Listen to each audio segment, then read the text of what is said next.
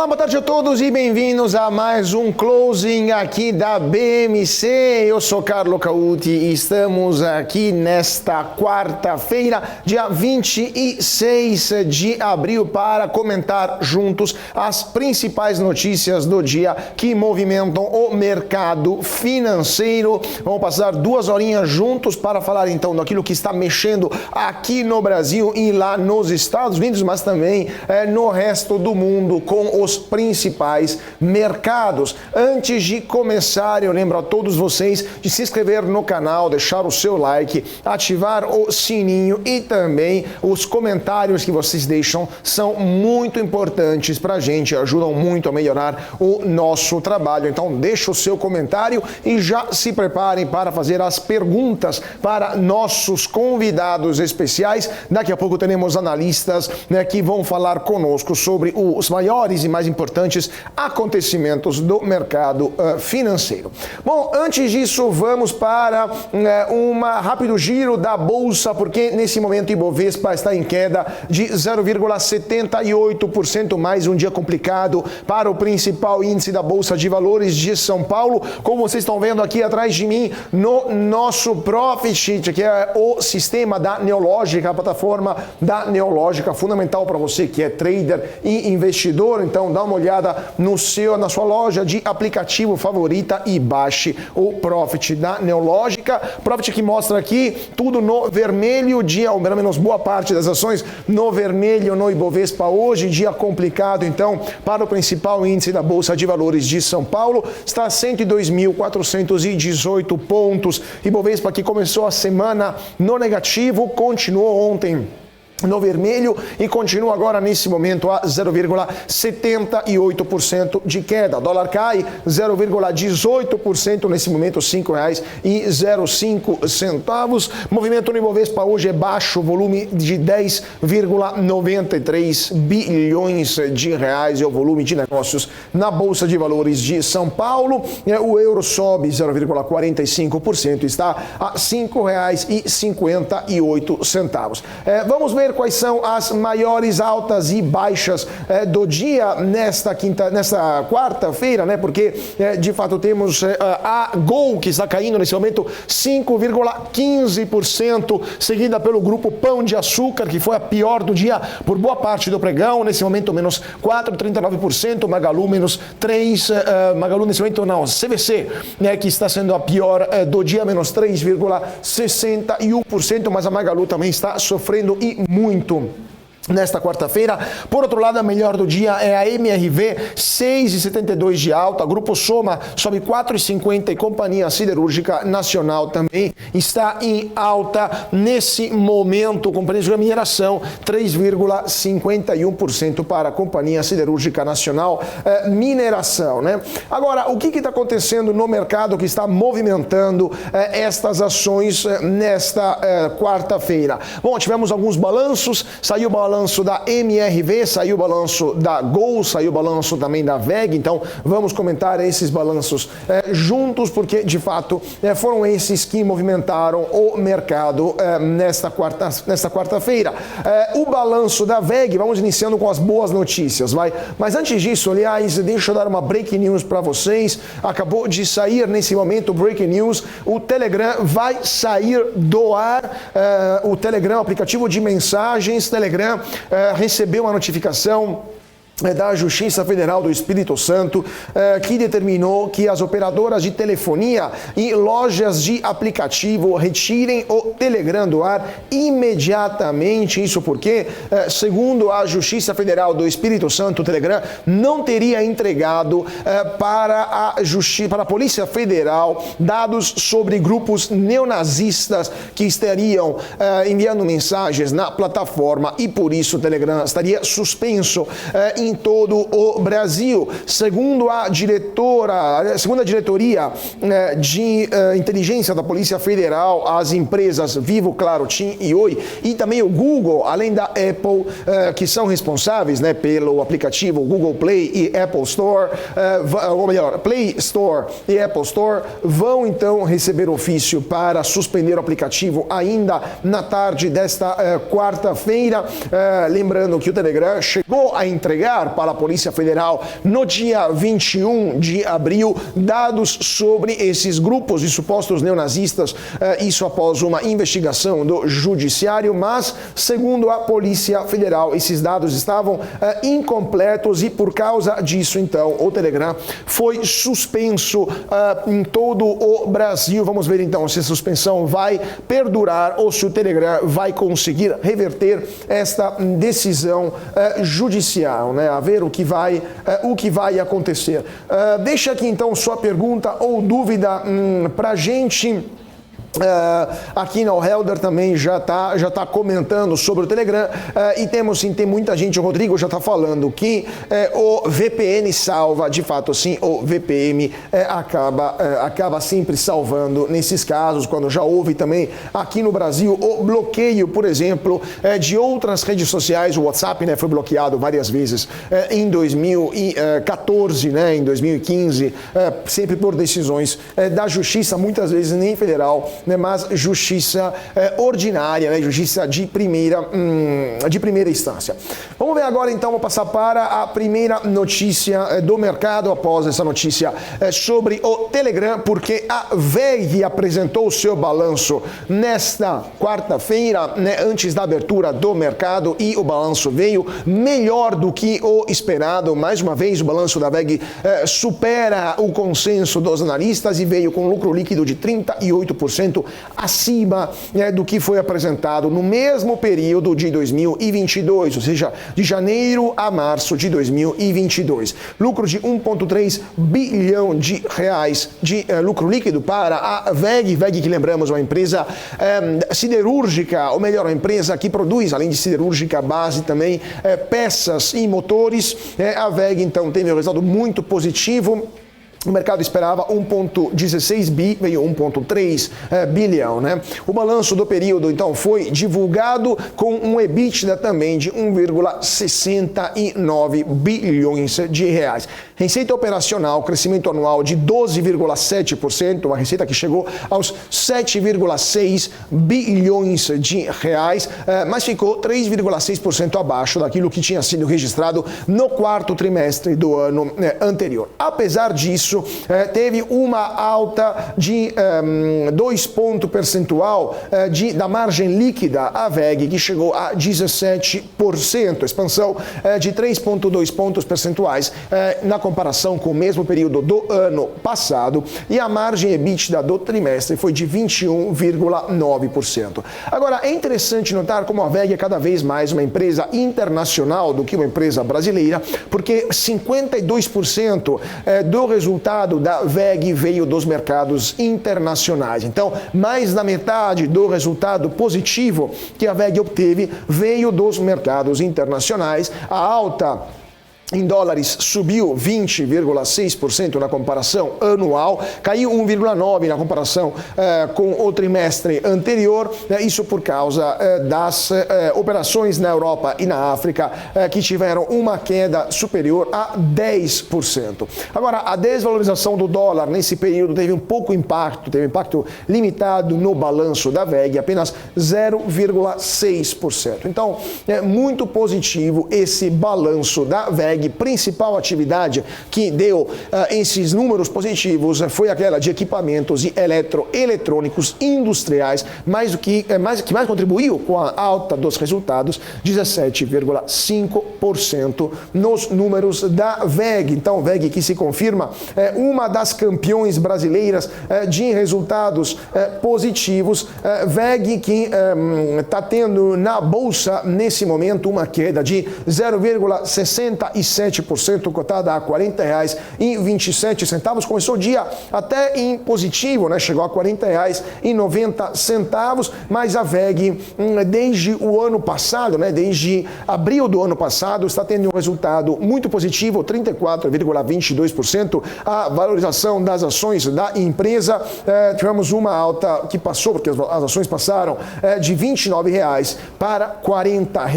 E se a gente pegar ainda um período ainda maior de 5 anos. Pegamos desde 2019 até hoje, 2018 até hoje, a alta foi de 348% da valorização das ações da WEG, especialmente durante a época da pandemia, quando passaram de R$ 9,00 para um pico de R$ 44,00. Então, muito bom resultado para a WEG, que se confirma uma empresa muito interessante para os investidores. Vamos comentar a WEG daqui a pouquinho com o nosso primeiro convidado do dia.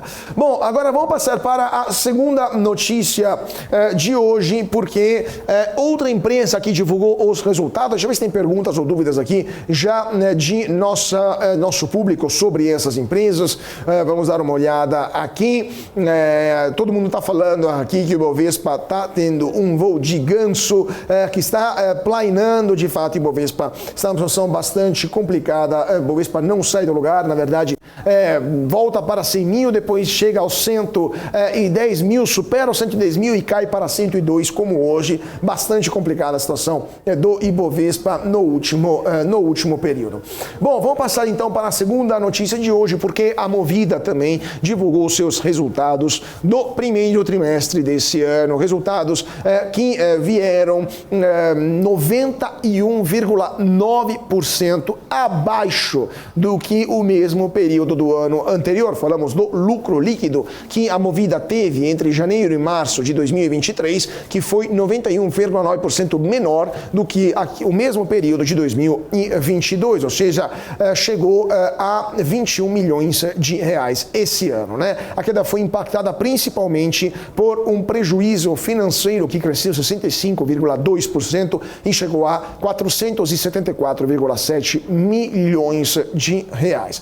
Agora, o que está acontecendo com a Movida? Segundo o Credit Suisse, a empresa vai continuar apresentando resultados desafiadores, mais fracos ao longo desse ano, isso por causa dos elevados custos financeiros que está apresentando. A expectativa é que o efeito da dívida seja atenuado pela redução das frotas, mas a estratégia, segundo o Credit Suisse, a estratégia da Movida de aumentar o foco na rentabilidade da frota em vez do que no crescimento ajudou a dívida líquida, isso porque o desinvestimento líquido de frota foi de 365 milhões de reais nesse trimestre, né? Então, o Credit Suisse ainda indica que a Movida terá um resultado bastante complexo ao longo desse ano.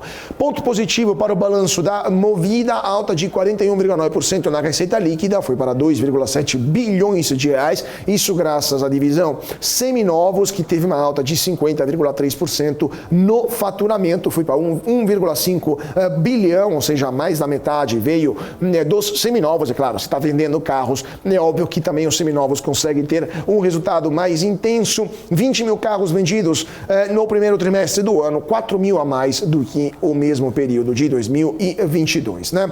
Vamos ver então o que vai acontecer com a Movida. A Movida que hoje está tendo um resultado positivo no balanço, né? Movida na bolsa, aliás, após a divulgação do balanço, isso surpreendeu muita gente, porque a Movida está subindo 8,03% da bolsa, uma das maiores altas da bolsa, né? Temos a Movida que até supera a maior alta do Ibovespa. Movida então 7,90 aliás por cento de alta nesse momento, R$ 8,46 a alta da Movida. Mas se a gente pegar o andamento da ação no último ano, ela perdeu mais de 50% desde abril de 2022, passou de um valor próximo aos R$ 20 e agora está em R$ 8,46 nesse momento a ação da Movida. Então, bastante desafiador o cenário para esta empresa de locação de veículos. Terceira empresa que divulgou o resultado nesta quarta-feira foi a Gol, companhia aérea que conseguiu melhorar o seu resultado operacional e ficou mais rentável no primeiro trimestre de 2023.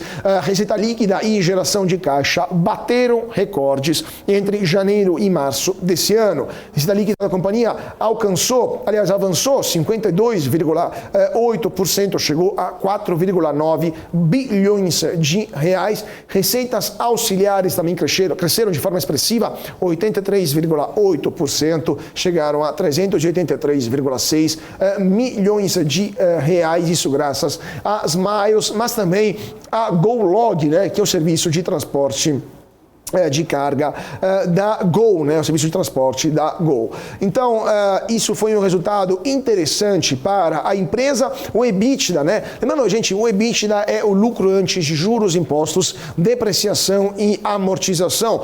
Basicamente, é o lucro antes de todas aquelas outras despesas que não são diretamente ligadas à operação, né? Então, por isso, se o EBITDA for positivo, a empresa já tem um resultado tendencialmente positivo. Claro, se tiver um juro muito elevado, pode ser impactado, mas se o EBITDA for positivo, de fato é um bom sinal para a saúde operacional da empresa, né? E o EBITDA da Gol, nesse caso, subiu 7,2 pontos percentuais, chegou para 1,2 bilhão de reais, margem EBITDA de 25,2%. O lucro líquido da Gol foi 76% maior do que no primeiro trimestre de 2022 e chegou a 619,5 milhões de reais, isso por causa de ajustes. Se a gente considerar só o lucro recorrente sem ajustes, foram 136,4 milhões de reais, revertendo assim um prejuízo que o lucro recorrente tinha tido no mesmo período do ano anterior de 690 milhões de reais.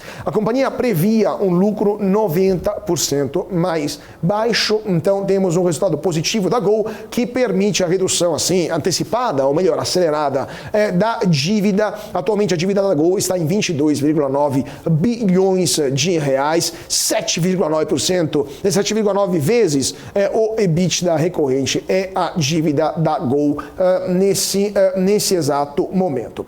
Agora, último ponto antes do nosso primeiro break.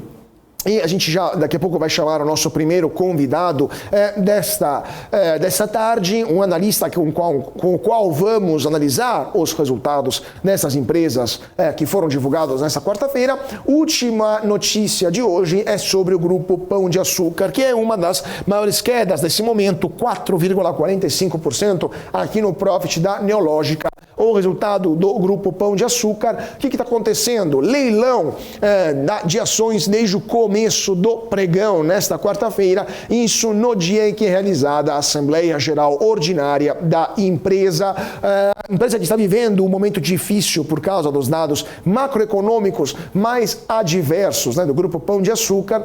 As ações que no começo do dia entraram em leilão chegaram a cair mais de 6,5% ao longo desse pregão desta quarta-feira. Agora estão caindo um pouco menos, apenas 4,45%, mas isso também por causa de um relatório divulgado pelo Bank of America que rebaixou a recomendação para as ações do grupo Pão de Açúcar, underperform, ou seja, abaixo do esperado, R$14 é o target de preço contra os R$27 anteriormente indicados, isso por causa da redução da estimativa de preço-lucro por ação para os próximos 3 anos, com alarmante risco de contingência que, segundo o Bank of America, é provável e possível, né? Então, de fato, momento muito desafiador para o grupo Pão de Açúcar, nesse momento em que o varejo brasileiro, em geral, está sofrendo e muito. Nesse momento, as ações do grupo Pão de Açúcar estão valendo, né? Deixa eu ver aqui, que estão caindo 4,58%. Se a gente pegar o valor de mercado nesse momento das ações do grupo Pão de Açúcar, estão em R$15,22. O Bank of America indicou um preço-alvo de R$14. Então, segundo o Bank of America, podem cair ainda mais as ações do grupo Pão de Açúcar. Bom, gente, vamos dar um rápido intervalo e já voltamos com o nosso primeiro convidado do dia. Então, não saia daí, voltamos já já.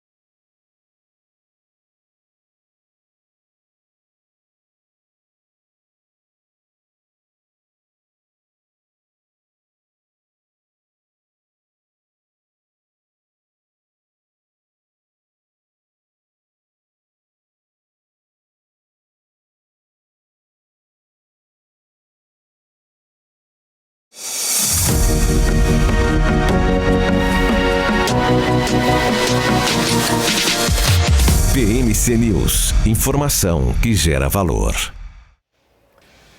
E de volta para o nosso closing desta quarta-feira. Muito boa tarde para você que está se conectando agora aqui nos canais da BMC. Vamos que temos ainda 1h30 juntos para falar sobre as principais notícias do dia, os últimos movimentos das bolsas no Brasil e no mundo, além das entrevistas com os melhores especialistas do mercado, para você que está acompanhando aqui a gente nas redes sociais. E para quem chegou agora, não se esqueça de deixar o seu like aqui no nosso canal. O seu comentário também é muito importante para a gente. E para ficar sempre ligado em todas as novidades que mexem com o mercado, ative o sininho e se inscreva aqui no canal da BMC.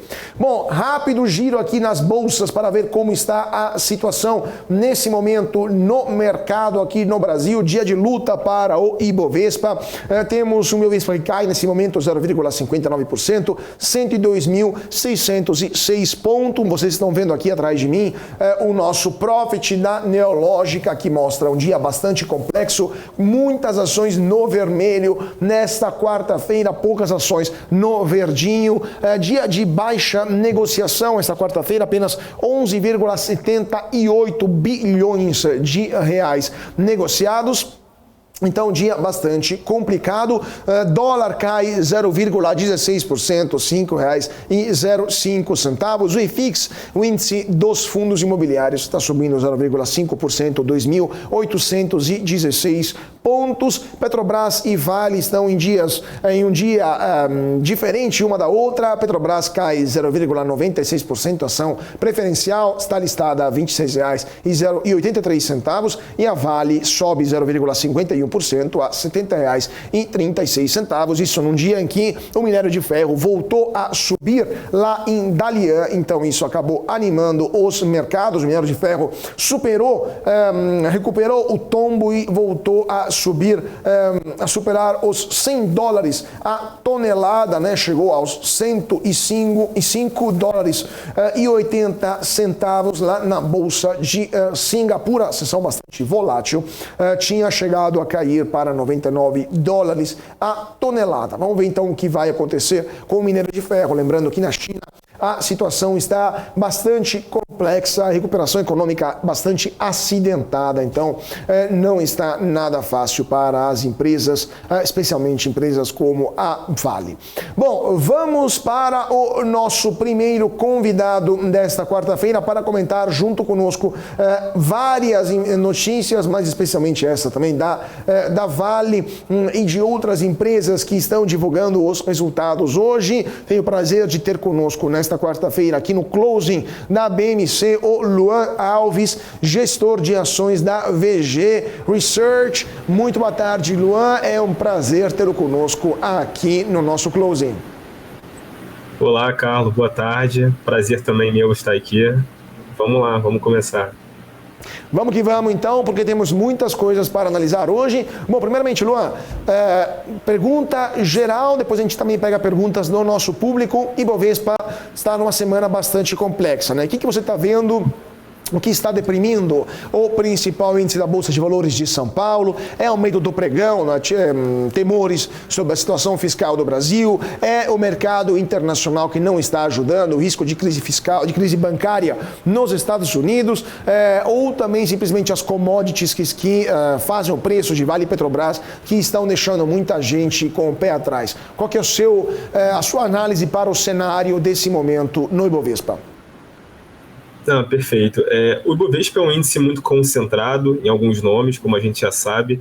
Então, commodities em baixa nunca é bom para o Ibovespa. A gente viu uma semana bem complicada com a China, como você comentou. Então, o minério de ferro está caindo praticamente aí todos os dias. A Vale acabou sofrendo por isso. A prévia operacional da Vale não veio muito boa também, veio um pouco abaixo do consenso de mercado. Então, isso acaba prejudicando a Vale, e é uma ação que ela é muito representativa no Ibovespa. Hoje é a empresa com maior representação na Bolsa brasileira, e isso acaba pressionando um pouco o índice de mercado. Além disso, o petróleo também está sofrendo bastante por conta desse cenário de recessão. Então, Petrobras não teve uma semana muito boa, a gente tem visto uma maior aversão a risco, principalmente porque na semana passada, olhando o cenário doméstico aqui, foi uma semana muito positiva. Últimas 2 semanas a bolsa subiu bem, então o mercado acabou realizando um pouco em alguns papéis, então ações aí de varejo começaram a cair novamente, empresas de saúde, etc. A gente está entrando na temporada de resultados, então essa semana começou com o resultado de Santander, com o resultado também de Uzi Minas, e os resultados do primeiro trimestre vão vir um pouco mais fracos, assim como vieram também do quarto trimestre de 2022. A gente tem visto resultados muito mistos, algumas empresas da economia doméstica sofrendo um pouco mais. Então, é uma questão assim muito pontual. A Bolsa está numa dinâmica um pouco negativa nessa semana. Existe uma certa preocupação também com o volume de Bolsa, então tem tido pouco interesse do investidor, tanto institucional como de varejo, por aumentar a alocação nesse momento. É um cenário que a gente enxerga com muitas oportunidades em termos de alocação de ativo, mas é importante ter um pouco de cautela e ter um pouco de paciência, porque no curto prazo o mercado não tem um comportamento tão previsível assim, e esse tipo de oportunidade acaba surgindo eventualmente. Pois é, né? O mercado às vezes acaba sendo também pouco racional, né? No curto prazo às vezes. Mas vamos lá, Luan, então vamos falar um pouquinho das empresas que estão divulgando os resultados nesses dias, né? Ontem tivemos Santander, primeiro banco a divulgar resultados, muita PDD, né? Muita provisão para risco de calote, né? De inadimplência. Hoje tivemos Gol, Movida, VEG que continuou surpreendendo, né? Os analistas, resultados que não param de subir, e a Gol também teve um resultado positivo. Qual é a sua visão sobre esses 3 setores específicos, das empresas também, né, se vocês têm cobertura aí na VG, o setor financeiro como um todo, qual é a visão de vocês sobre os bancos, o que esperar dos bancos? Acho que perdemos aqui o Luan, acho que o Luan caiu, então vamos tentar reconectar o Luan, que acabou caindo. Enquanto isso, eu dou uma notícia, uma breaking news para vocês que acabou de sair nesse momento. O Nubank está com problemas, Nubank está tendo problemas em seu aplicativo e clientes relatam sumiço de saldo no aplicativo, ou seja, sumiço do dinheiro no aplicativo do Nubank. Para vocês que estão aqui conectados conosco, deixem aqui o seu comentário. Se o Nubank está, quem tem Nubank aqui do nosso público, se o saldo do Nubank de vocês também sumiu ou ainda está tudo certinho. O Banco Digital informou que o app passou por instabilidade momentânea, mas voltou a funcionar normalmente. Quem deu essa notícia foi o site Down Detector, que estuda esse tipo de situações. Então, isso foi por volta da 1h30 da tarde. Então, quem de vocês tem Nubank e está tendo problemas, deixa aqui o seu comentário, e também se o seu saldo sumiu, também conta pra gente, que o negócio aqui aparentemente está complicado para o aplicativo do Nubank. Temos de volta o Luan conosco, vamos ver se ele está de novo conosco aqui para falar sobre os resultados das empresas. Então, Luan, voltando à pergunta, setor financeiro como um todo, Gol, Movida e VEG, o que você está achando destas empresas em geral? Então, setor financeiro, a gente viu uma temporada começando com Santander. Santander veio com um resultado aí misto, eu diria. É um resultado muito poluído ainda. A gente tem uma continuidade da dinâmica de 2022, com uma aceleração da parte de custo operacional, inadimplência ainda bem alta. O ROI do banco está muito deprimido, bem longe do que ele estava entregando ali em 2020, 2019. Mas, para quem acredita numa recuperação do banco, esse é o momento de começar a se alocar nesse setor. A gente vai ter ainda Bradesco para reportar nos próximos dias, que também vai vir com resultado fraco, Bradesco. A gente aqui tem uma expectativa de um ROI na casa dos 9% para o Bradesco, então é bem inferior ao que ele entregou aí nos últimos 3, 4 anos. É um resultado fraco, e na parte positiva dos balanços tem o Banco do Brasil e o Itaú, que devem surpreender um pouco mais, principalmente o Banco do Brasil, que é um banco que tem tido uma inadimplência muito baixa, por conta da carteira de crédito ser mais direcionada ao agronegócio, e tem surpreendido muito nessa ótica. Olhando aqui para a Movida, ela teve uma melhora de resultado, na nossa opinião. É uma empresa que sofreu bastante nos últimos 12 meses por conta da pressão da margem do seminovo, ela tem uma operação bem diversificada, então ela estava comprando carros a um preço muito barato antes da pandemia, conseguiu se valorizar bastante com a revenda de seminovos, mas agora a gente está tendo uma reversão nesse movimento. A Movida reportou um resultado bom, na nossa opinião, a gente gosta da empresa nessa faixa de preço, a gente continua apostando nessa tese. Em relação à VEG, eu acompanho um pouco mais longe, mas também não tenho, nesse preço, eu ficaria de fora da VEG. Foi um excelente resultado, mais uma vez, mas é uma ação que depende muito de uma entrega constante de resultados positivos para continuar justificando esse valuation que ela se encontra nesse momento. Vale vai reportar o balanço na noite de hoje, se eu não me engano, acho que sim. A Vale teve uma prévia operacional um pouco mais fraca, mas ela vai ser influenciada positivamente pelo melhor preço de commodity, então o minério de ferro subiu um pouco nesse trimestre, isso vai ajudar ela no top line, na receita da empresa. Olhando a parte de margens, EBITDA, margem líquida, ela vai ter uma queda importante, porque inevitavelmente o volume caiu bem nesse último trimestre. Sazonalmente, o primeiro trimestre da Vale é um pouco mais fraco, então ela vai ter uma pressão de margem, uma menor diluição de custo fixo, o EBITDA dela vai cair bem esse trimestre, o lucro líquido vai cair também. Então, a gente está achando que o resultado é bem fraco, mas a questão é entender, de fato, como será a geração de caixa da Vale e olhar um pouco mais com cautela esse balanço de forma um pouco mais minuciosa. A gente acompanha a Vale aqui, mas não tem posição nesse momento, não faz parte da carteira. Se ela continuar caindo, pode ser interessante para a gente, mas nesse momento não. Pois é, né? Só para terminar esse papo de Vale, bem interessante o que você está falando, Estou dando uma olhada aqui no andamento do minério de ferro e também das ações da Vale, né? Ações da Vale que acompanham normalmente o andamento, né, dessa commodity.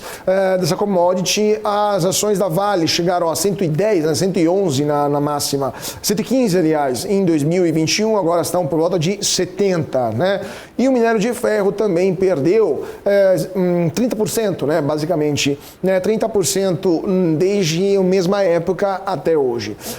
O que vocês estão esperando, tentando prever, né? O que vocês aguardam do andamento da cotação do minério de ferro, considerando que a China tinha anunciado a reabertura pós-Covid já no final do ano passado, né? Tinha anunciado grandes estímulos fiscais também, mas tudo isso ainda não se concretizou, e o PIB da China também poderia ser mais anêmico ao longo desse 2023, afetando diretamente, né, a cotação do minério de ferro, porque vai ter menos consumo, menor consumo de minério dentro do maior consumidor da commodity do mundo, né? Então, o que vocês estão olhando para a perspectiva de médio prazo em relação ao valor, né, ao preço, a cotação da commodity e ao preço da ação da Vale também? É uma excelente pergunta. Olhando a Vale e a questão da China, nos últimos, pegando 2022, no final do ano, teve a reabertura da China, como você comentou. A gente viu uma certa euforia em muitos ativos que eram ligados à China, então minério de ferro subiu muito, ações de empresas chinesas, e aqui no Brasil a Vale é o player que mais conseguiu capturar essa alta e se valorizou bastante. Mas, no nosso entendimento, essa recuperação de China nesse momento ela não vai se dar através do polo industrial, vai ser principalmente mercado interno, consumo na China. A gente está vendo uma melhora nos dados de PIB da China, mas é principalmente na parte ali de serviço e consumo interno. Isso atinge menos a Vale e impacta menos a commodity minério de ferro.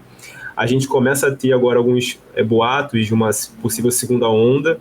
A China entra no momento do ciclo econômico que a gente já passou lá atrás, e o Ocidente passou muito na reabertura, então reabria e fechava por muitas vezes. Isso acaba impactando um pouco a atividade econômica, isso impacta a expectativa dos agentes e acaba impactando o minério de ferro. Na nossa opinião, minério de ferro hoje a $125, o que ele chegou ali no começo do ano, estava bem precificado. A gente recomendou o pessoal aqui ficar um pouco mais ressabiado com Vale, porque Vale a R$95, R$90 estava bem esticada. Agora o minério de ferro voltou a cair e abaixo de $100 para a gente começa a ter um pouco mais de curiosidade, olhar um pouco mais de calma. Eu acho que existe também um fundo aí para o minério de ferro. Eu diria que abaixo de $80 hoje, com o cenário de inflação que a gente tem ainda na produtividade dos principais produtores da indústria, me parece muito perto do break-even.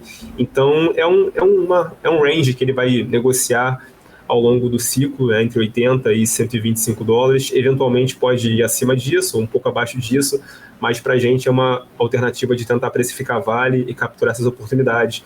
É uma tese cíclica, então acaba que a gente tenta operar esse ciclo dentro da commodity. Olhando para os resultados da Vale, eles vão ser bons ainda, se você olhar quanto a empresa gera de caixa e quanto ela pode pagar dividendo, ainda é um dividendo relativamente alto, algo em torno aí de 10% ou 11% no preço atual, mas é uma ação que a gente sabe que historicamente já negociou a patamares ainda menores de valuation, e ficar comprando uma ação que vai ter uma redução de lucro, né, nos próximos trimestres é algo um tanto quanto difícil.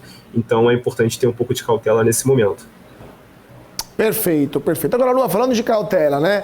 Voltando aqui para o nosso profit na Neológica. Entre as ações que estão mais caindo hoje está a ação do Grupo Pão de Açúcar, né? Chegou ao leilão ao longo desta quarta-feira, isso no mesmo dia em que está sendo realizada a Assembleia Geral dos Acionistas do Grupo Pão de Açúcar, e mesmo após dias de forte alta, depois da informação do que um bilionário da República Tcheca quer injetar 1,2 bilhão de dólares na controladora do Grupo Pão de Açúcar, que é o grupo francês Casino, né?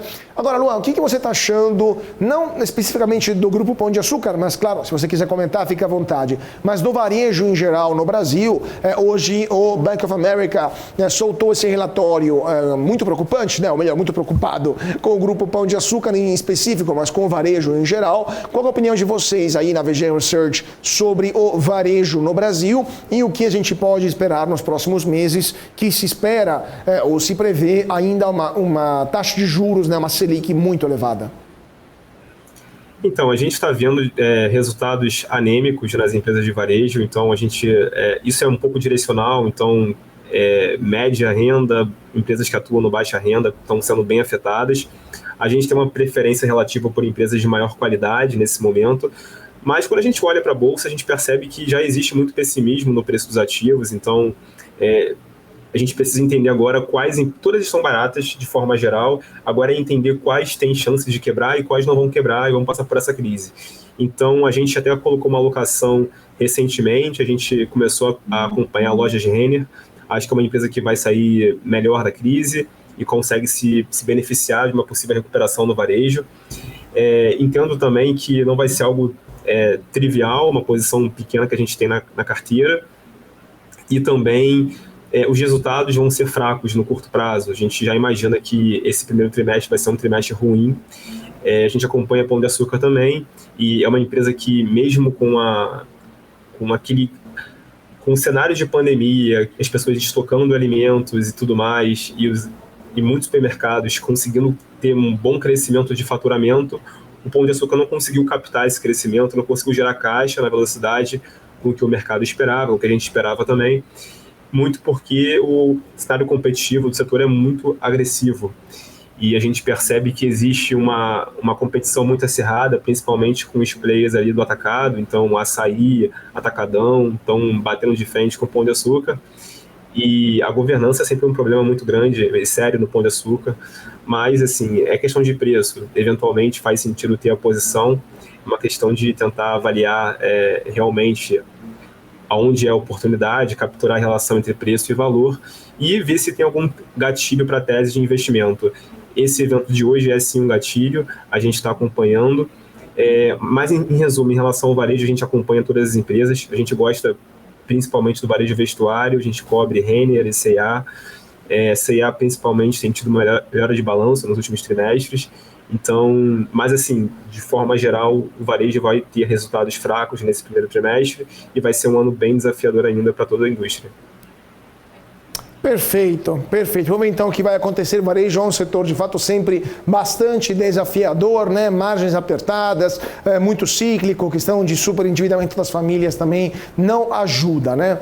Agora, último ponto também queria analisar com você, Luan, é sobre o setor petrolífero, né? O que você está achando de Petrobras? Petrobras que hoje está em queda, até porque, vamos ver como é que está o petróleo nesse momento. O petróleo continua caindo, o Brent, que é referência aqui no Brasil para a Petrobras, Petrobras, nesse momento cai 3,78% lá em Londres. O Brent, 76,55 dólares. A cotação do barril do petróleo de Brent. Petrobras também cai nesse momento aqui no Brasil, porque obviamente segue também o andamento do petróleo, menos 0,96% ação preferencial da Petrobras.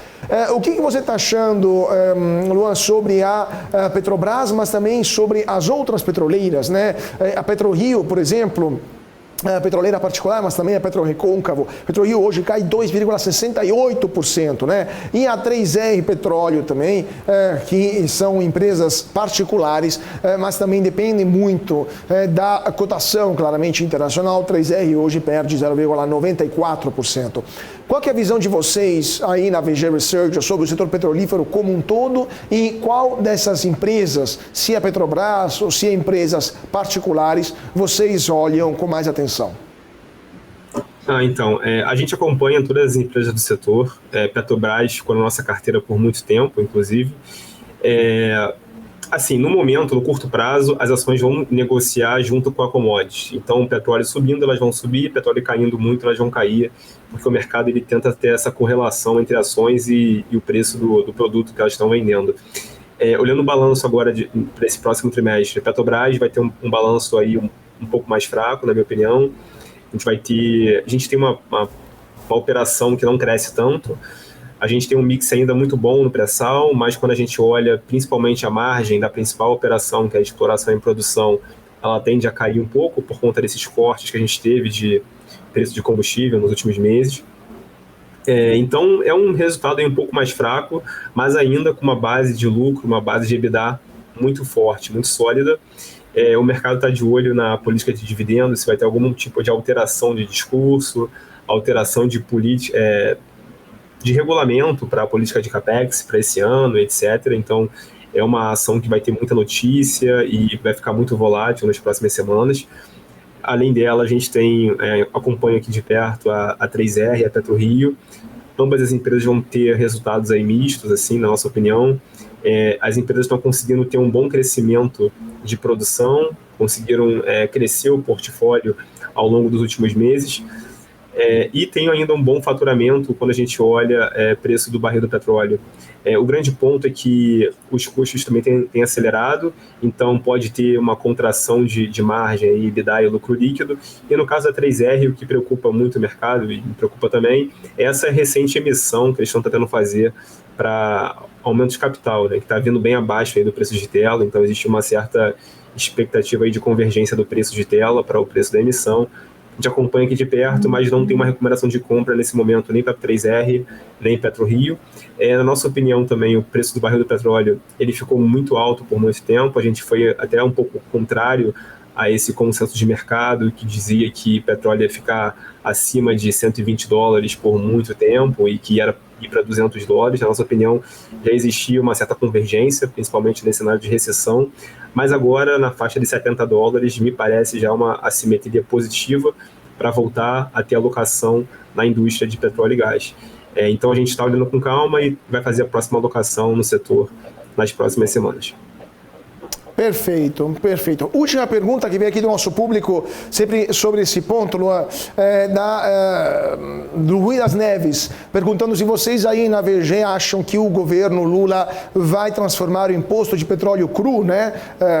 Ou seja, aquele 9% que foi aplicado para a exportação de petróleo cru, de provisório para definitivo, ou seja, só de 4 meses já estamos no segundo mês desse novo imposto. Para sempre, né? Segundo Rui, esse imposto é uma imoralidade comercial. Eu me associo ao Rui, aliás, acho que ele está usando um eufemismo, porque eu utilizaria palavras muito piores para definir aquilo que é uma verdadeira barbaridade econômica. Qual que é a opinião aí de vocês na VG sobre esse imposto e se existe um risco que se torne definitivo? Assim, a minha opinião pessoal é que, de fato, é uma barbaridade. A gente já viu isso sendo feito na Europa e também na Argentina. Na minha opinião, é mais fácil colocar o imposto do que retirar. Então, se eu fosse fazer uma alocação no mercado de petróleo nesse momento, eu já colocaria como premissa base uma manutenção dessa tributação pelo longo prazo. Aí, por mais tempo, né? Pelo menos por 4 anos, para ser conservador nesse momento. Isso vai ser negativo para as empresas do setor, principalmente 3R e PetroRio, mas assim, faz parte do jogo, né? Faz parte do jogo de Brasil, esse tipo de interferência, e isso faz parte da margem de segurança do investidor quando ele vai fazer algum tipo de investimento, e a diversificação é boa nesse sentido. Foi bem negativo, as ações reagiram bem mal nas últimas semanas, e é questão de fazer conta, né? Fazer conta e ver até onde vale a pena, mas na minha opinião pessoal, não é nem apoiando a VG como casa, mas a minha opinião pessoal é que vai ficar por mais tempo sim esse imposto. A gente está vendo que a discussão nesse momento é por aumento de carga tributária e não por retirada de impostos, então me parece que faz muito sentido pensar que isso vai ficar por mais tempo sim. Pois é, né? Concordo, infelizmente, concordo com você. Deixa eu ver se tem mais perguntas ou dúvidas aqui sobre esse ponto por parte do nosso público. Se não, eu queria agradecer muitíssimo o Luan Alves, gestor de ações da VG Research, por ter estado conosco nesta quarta-feira. Muito obrigado, Luan, por sua participação aqui no Closing da BMC. Obrigado, pessoal. Até a próxima. Até mais. E vamos voltar então com nossas notícias desta quarta-feira, mas antes da gente ir para mais um intervalo, eu queria lembrar para vocês que é sempre necessário, como o Luan mostrou para a gente, fazer boas escolhas de investimento, porque essas podem mudar o seu futuro e também o futuro da sua família. E por isso, entender como os acontecimentos políticos e econômicos impactam suas finanças é fundamental na hora de tomar as melhores decisões. Por isso, nos dias 2 e 3 de maio, você terá a chance de ouvir grandes especialistas do mercado sobre o cenário atual e sobre as suas perspectivas para o futuro. Isso tudo no evento Money Week 100 dias de governo, um evento especial que tem uma transmissão online e gratuita. Serão mais de 15 palestrantes confirmados, 10 horas de evento. E para garantir a sua vaga, é só escanear o QR Code que está aparecendo aqui na sua tela. Escaneie o QR Code porque o evento é online e gratuito, mas somente para quem se inscrever através aqui do QR Code. Bom, 10 minutinhos, aliás, 8 minutinhos antes que o mercado feche, vamos dar uma olhada rápida como estão as bolsas nesse momento, dia de luta para o Ibovespa. Continua esta queda expressiva, menos 0,73% para o principal índice da Bolsa de Valores de São Paulo. Nesse momento, 102.463 pontos para o Ibovespa. O dólar futuro cai 0,09%, R$ 5,06. O IFIX sobe 0,06%, 2.816 pontos. Semana que vem, com certeza, teremos novamente o nosso professor Arthur para falar junto conosco sobre a situação do mercado dos fundos imobiliários. A maior alta do dia continua sendo a MRV, alta de 7,05%, depois o grupo Soma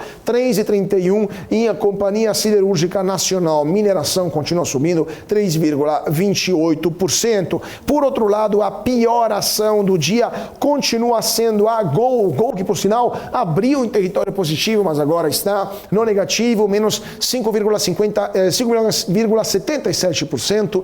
O grupo Pão de Açúcar continua caindo 4,64%. E a B3 cai 4,15%. Agora, vamos ver então, o volume de negócios subiu um pouco, 13,07 bilhões de reais para o volume de negócios aqui da B3. Então, dia bastante complicado para a Bolsa de Valores de São Paulo nesse momento. Bom, gente, rápido intervalo, então já voltamos aqui no nosso closing. Não se esqueça de se inscrever no canal, deixar o seu like, o seu comentário. Teremos mais convidados daqui a pouquinho, então não saia daí porque voltamos já já.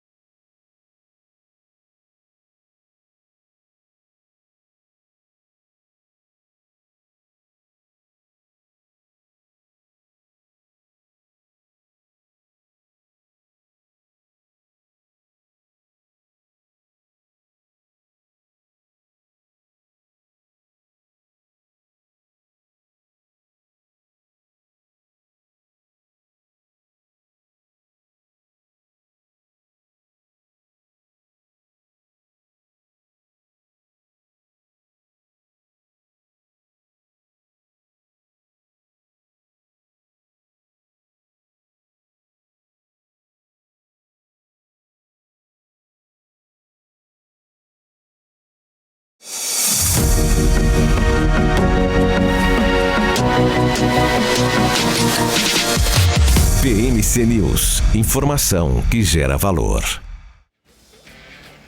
E de volta para o nosso closing desta quarta-feira. Muito boa tarde para você que está seguindo a gente aqui na BMC.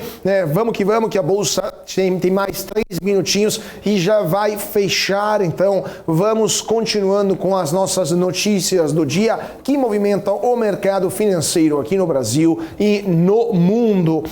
Continuando, então, com as notícias vindo de Brasília, porque o presidente Luiz Inácio Lula da Silva disse que o Banco Nacional de Desenvolvimento Econômico e Social, BNDES, e também os bancos públicos brasileiros vão voltar a fazer empréstimos para promover o crescimento econômico.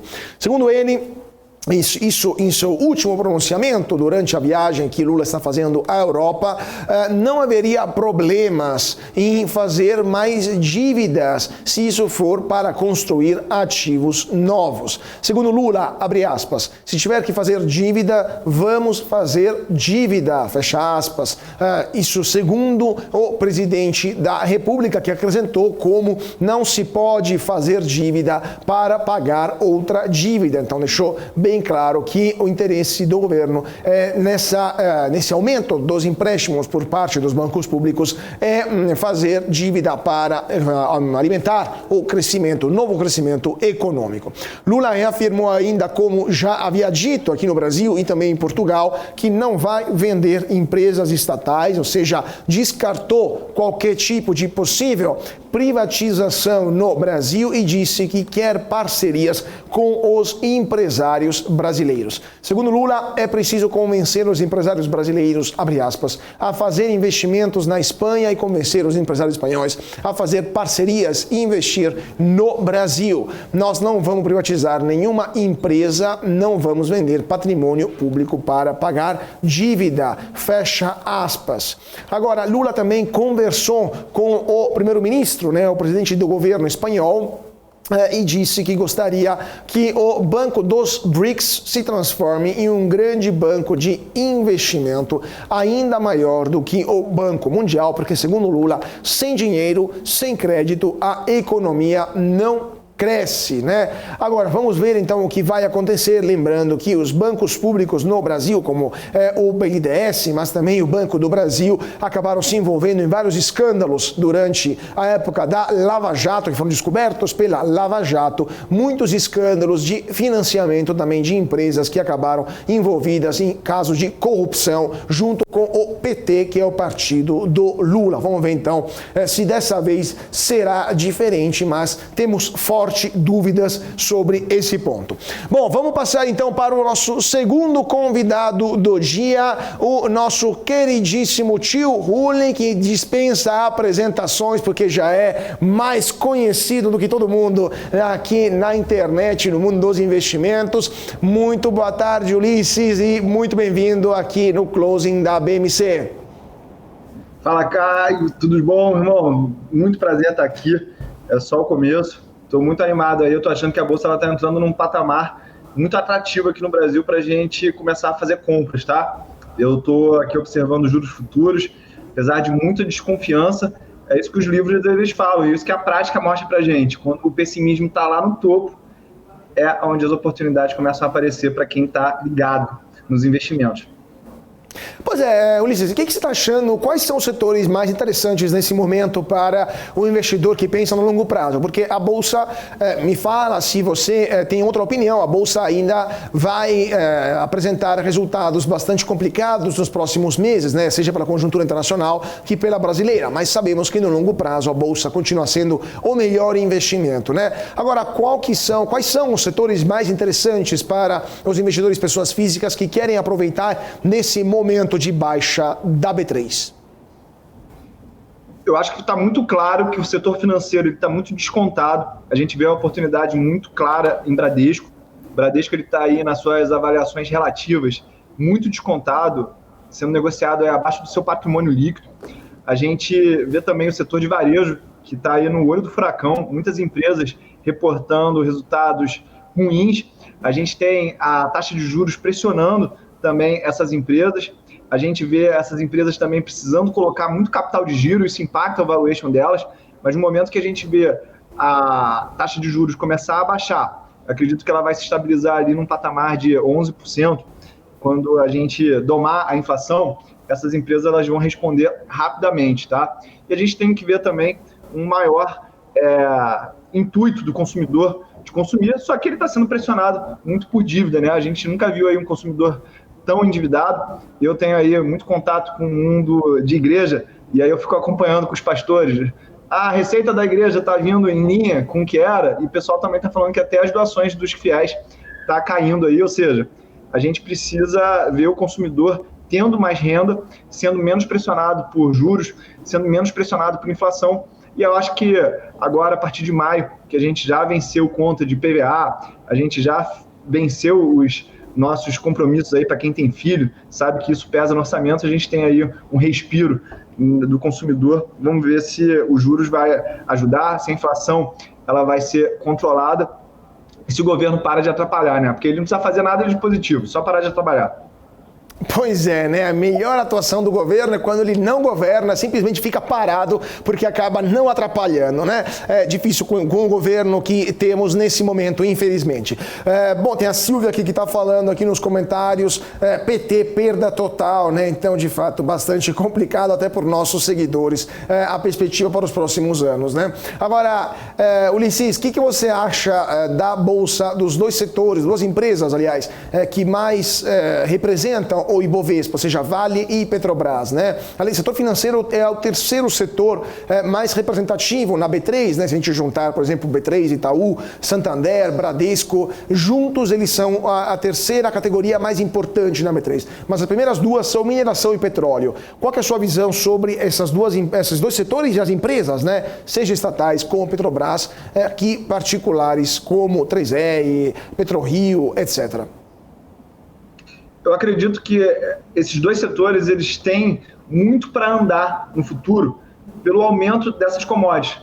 Mas quando a gente olha para investimentos, a gente vê que, de modo geral, no longo prazo, as empresas de commodities elas não são geradoras de valor, né? Então elas têm momentos, tendências de alta, tendências de baixa. E eu acredito que a gente está vivendo uma tendência de alta, pelo seguinte motivo. Essa política ESG, que perdurou aí nos últimos 10 anos no mundo, ela foi muito restritiva a novos projetos. Então, para você fazer uma refinaria, abrir um novo poço de petróleo, fazer uma nova mina de minério, você vai precisar movimentar muito a natureza em volta disso. E esses grupos defensores da natureza, esses grupos que tentam radicalizar em relação a ESG, eles tendem a travar novos projetos em relação a isso. Então, a oferta não vai crescer. A gente tendo uma demanda crescendo num ritmo moderado do outro lado, com a queda dos juros no mundo inteiro, né? Isso eu acho que vai impulsionar ainda mais o preço dessas commodities. Muita gente está preocupada com China, que é a grande demandante aí de commodities do mundo, e eu acredito que o crescimento na China vai continuar se arrefecendo, mas não vai deixar de crescer. Então, eu sou muito favorável, principalmente às empresas de pequeno porte, né? Porque a gente tem o seguinte comportamento nesses ciclos de commodities. Quando as commodities estão caindo, a gente vai preferir fazer operações em empresas de maior porte, porque elas vão, se perderem dinheiro, perderem num ritmo menor do que as empresas que a gente chama de small caps. Então, já que a gente está num ciclo de alta dessas commodities, eu sugiro que os investidores eles foquem nas empresas de menor porte, porque elas vão ter uma alta mais intensa. Perfeito, perfeito. Agora, outro ponto também queria falar com você, e muita gente está perguntando aqui, sobre empresas do setor de varejo em geral, né? Que hoje também estão sofrendo bastante junto com a Gol. O que você está achando do varejo, especialmente depois dos casos Americanas, o caso, a Tokstok, né, que teve pedido de recuperação judicial, há outros casos de falência à vista, ou é simplesmente um momento complicado, desafiador, mas logo mais voltaremos a ver resultados positivos dessas empresas?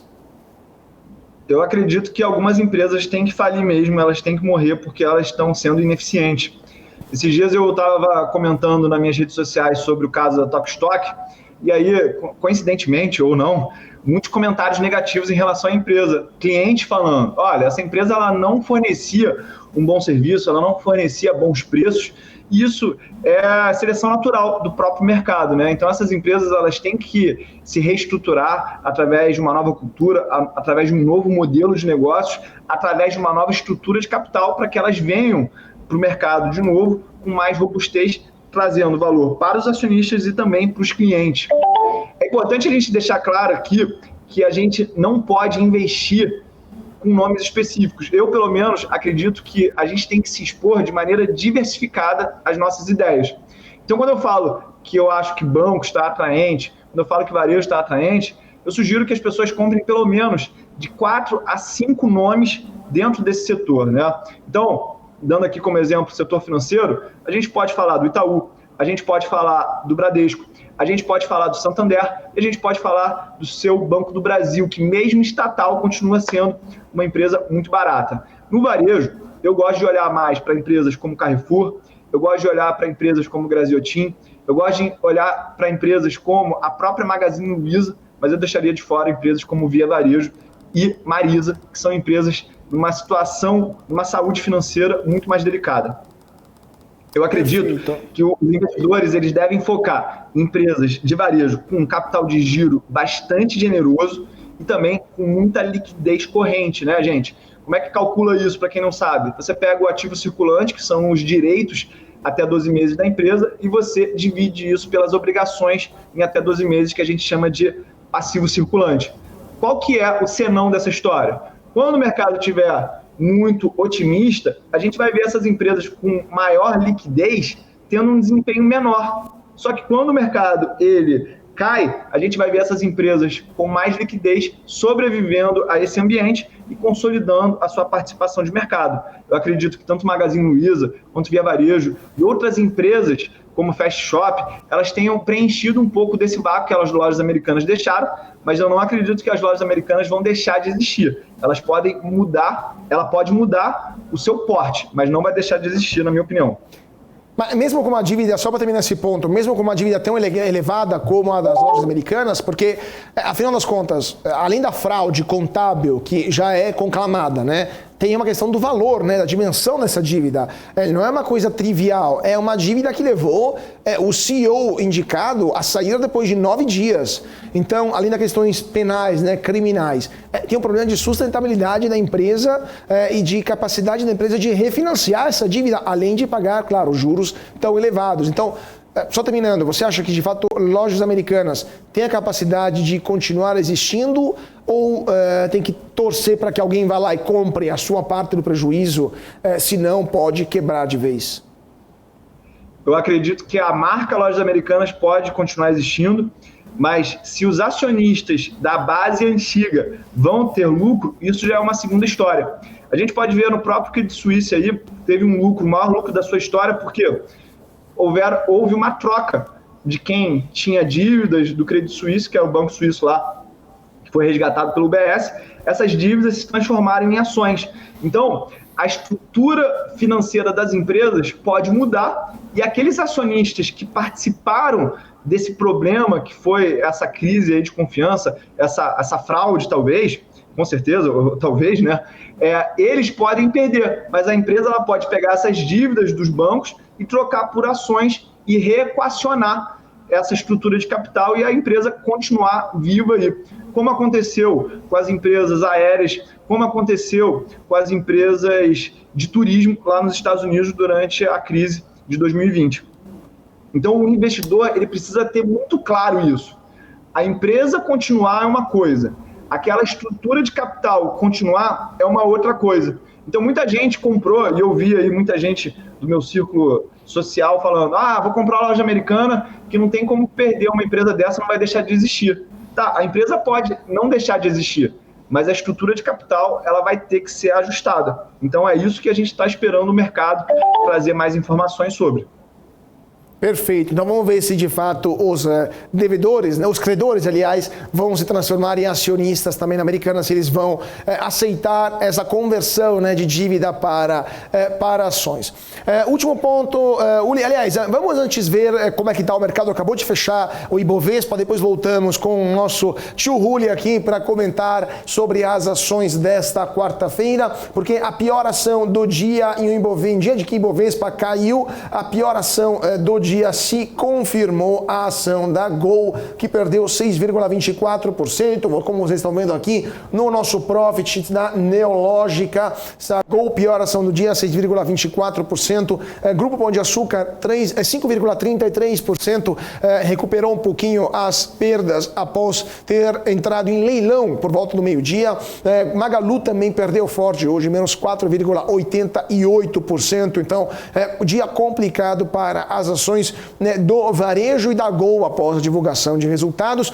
Tio Uli, daqui a pouco eu vou te perguntar também sobre a Gol. Melhor ação do dia, MRV subiu 6,89%, provavelmente por causa das declarações do governo federal, né, do governo Lula, que disse que vai voltar a dar empréstimos com bancos públicos para fomentar o crescimento. Então muita gente deve ter acreditado que esses empréstimos irão para financiar bens duráveis como casas, e a MRV é uma das maiores produtoras de casas populares do Brasil. Companhia Siderúrgica Nacional Mineração subiu 3,51% e Grupo Soma 2,65%, e um dia em que o Ibovespa fechou em queda de 0,81%, 102.379 pontos. O dólar fechou em queda 0,10%, R$ 5,06. Ulisses, primeiramente, Gol, resultado veio melhor do que o esperado, voltou a dar resultado positivo, mas a ação foi a pior do dia. A ação da Gol que só perde, né? Já faz vários anos que está em queda livre. A ação da Gol perdeu no último ano 58,82% e nos últimos 5 anos chegou a perder 74,75%. O que você acha da Gol e das companhias aéreas como um todo? Essas empresas, quando a gente olha o ambiente competitivo delas, e se a gente usar o modelo de Porter para analisar essas características competitivas, é um exemplo do que não investir, né? E eu acredito que por que a gente ainda continua vendo iniciativas de pessoas querendo investir nesse setor? Exatamente porque você pode alavancar muito o teu capital usando aí endividamento. Então, os investidores que decidem comprar aí, empresas de companhia aérea, de turismo como um todo, eu acho que eles devem buscar surfar as tendências no mercado, tá? Existe uma metodologia que muita gente fala que é o buy and hold, eu acho que é a mais conhecida aqui do público em geral. Só que essa não é a única maneira da gente fazer dinheiro no mercado de ações. A gente pode surfar as tendências. Então, a gente pode ganhar na queda, a gente pode ganhar na alta, e as empresas aéreas, elas são as melhores nesse sentido. Por quê? Porque a intensidade dos movimentos são muito fortes, e aí você pode surfar as tendências de alta quanto de baixa. No caso aí da Gol e da Azul, eu acredito aí que a maior probabilidade das pessoas ganharem é investindo na tendência de queda, tá? Só que isso aí você precisa ter uma habilidade, você precisa ter conhecimento para não virar um cassino. Perfeito, perfeito. Agora, Ulisses, breaking news que acabou de sair agora, a Meta acabou de divulgar os seus resultados. Deixa eu ver aqui, vou ler junto com você, vamos ver se a gente consegue fazer um comentário ao vivo sobre os números da Meta. Lembrando que a Meta é a controladora do Facebook, né, e do Instagram. Deixa eu ver aqui como é que está a Meta, os números dela. Vamos lá. A receita da Meta foi de 28,65 bilhões de dólares, superior à expectativa do mercado, que era de 27,65.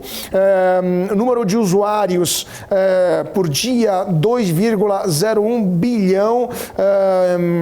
Deixa eu ver aqui se temos os números dos ganhos. Não, ainda não saíram os números dos lucros da Meta, mas a Meta está está subindo 9,31% nesse momento no aftermarket lá em Wall Street. Deixa eu ver se a gente consegue ter agora os números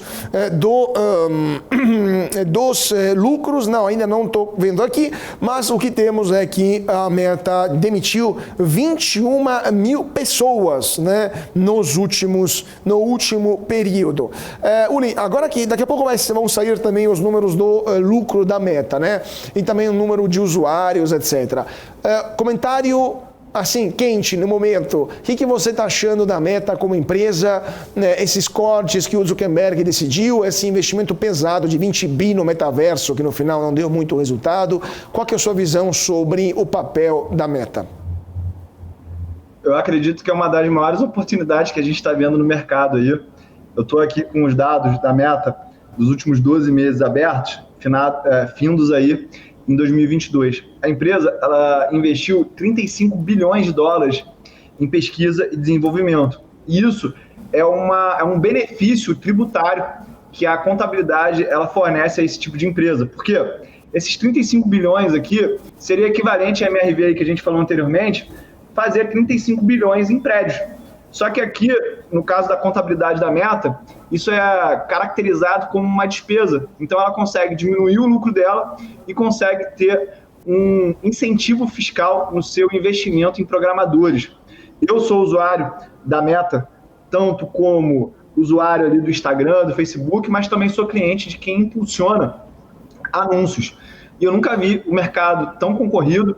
Isso aí continua dando muito dinheiro para quem continua anunciando com a Meta. E uma empresa que está em dificuldade, eu acho que ela não estaria investindo 35 bilhões de dólares em qualquer coisa, tá? Então, isso aí é um momento de oportunidade, na minha visão. Muita gente aí vai comprar o selo azul. Eu acredito que essa proliferação que a gente viu de perfis fakes, provavelmente você, Carlos, deve ter. Aí eu tenho alguns. E isso é exatamente o problema que você precisa para vender a bolinha azul numa recorrência aí mensal que o Facebook faz. Então eu vejo o negócio como algo muito saudável, muita gente usando ainda Facebook, Instagram, fazendo muito anúncio. Tem muita gente que nem sabe que dá para fazer anúncio, ganhar dinheiro com anúncio na Meta Plataformas, e eu acredito que isso aí é uma oportunidade muito grande que as pessoas não estão vendo com uma real clareza, né? Pois é, né? Agora, só para continuar aqui com os resultados que estão saindo aos poucos, o número de usuários ativos por dia, 2,04 bilhões contra 2,01 esperados. Então, o número de usuários por diários ativos superou as expectativas do mercado. Os usuários mensais ativos continuam em 2,99 bilhões, em linha, né, com as expectativas do mercado. Agora, as vendas da Meta foram de 32 bilhões. Aliás, as previsões para o próximo trimestre são de 32 bilhões de dólares, aliás, de vendas, né? Os analistas estavam esperando para o próximo trimestre 29,5 bilhões. Então a Meta está mais otimista, né, do que o mercado para o próximo trimestre, após os dados, né, desse trimestre, né? Esse ano vai ser o ano da eficiência para a Meta, segundo as palavras do Zuckerberg. O que você acha que vai continuar acontecendo por lá, Ulisses? Mais demissões? Teremos menos investimentos em pesquisa e desenvolvimento? Afinal, cá entre nós, metaverso não deu certo, ou estou enganado? Na minha opinião, ele deu certo, tá? Mas eu acho que o mercado ele é muito curto prazista.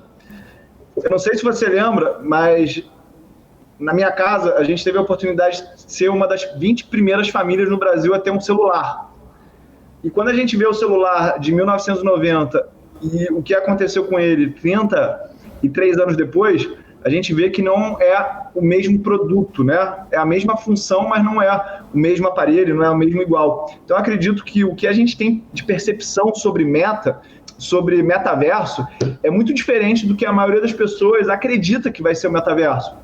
Então, a gente tem autores como Tom Peters falando sobre a explosão de uma parte da demografia do mundo, que é o seguinte: pessoas de 80 anos que antigamente não tinham uma qualidade de vida tão alta, a partir dos avanços tecnológicos, do metaverso, elas vão poder viver de uma maneira diferente.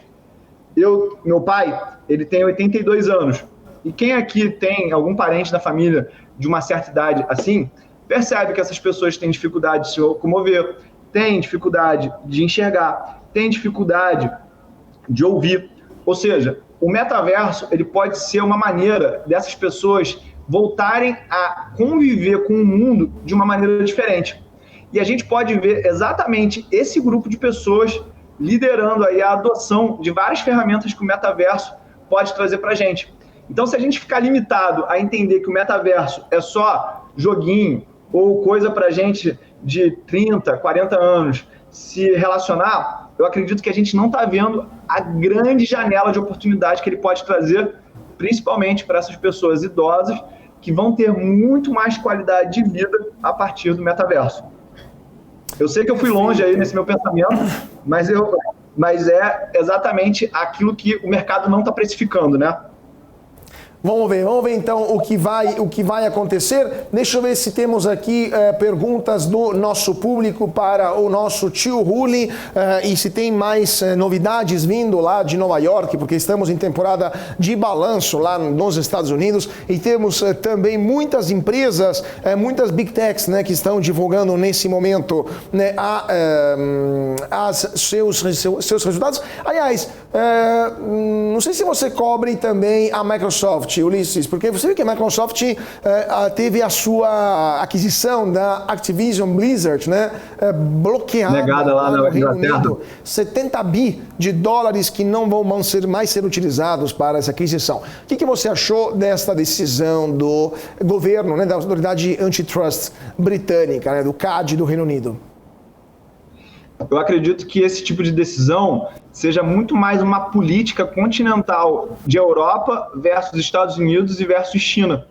A gente está vivendo um momento aí onde está havendo uma polarização tecnológica de Estados Unidos versus China e a Europa está meio que perdida nesse mundo. As principais empresas de tecnologia europeias, elas não têm uma posição de destaque. Então essa é uma das maneiras aí que a Europa está lidando com essas inovações.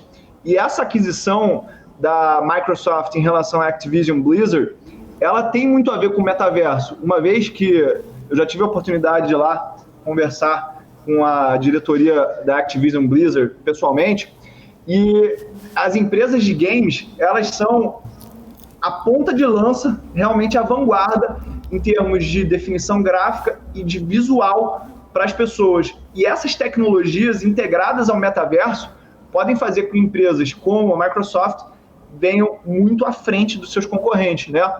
A gente aqui não falou, mas essa história de inteligência artificial que a gente está vendo meio que explodir no mundo devido a ChatGPT, o próprio Bill Gates já se pronunciou publicamente falando que esse vai ser um jogo de plataforma, ou seja, que vai ser muito difícil a gente ver uma empresa saindo de um dormitório ou de uma garagem na Califórnia e dominando o mundo da inteligência artificial. Por quê? Porque a gente precisa de times de desenvolvedores e de matemáticos para desenvolver essa tecnologia de uma empresa.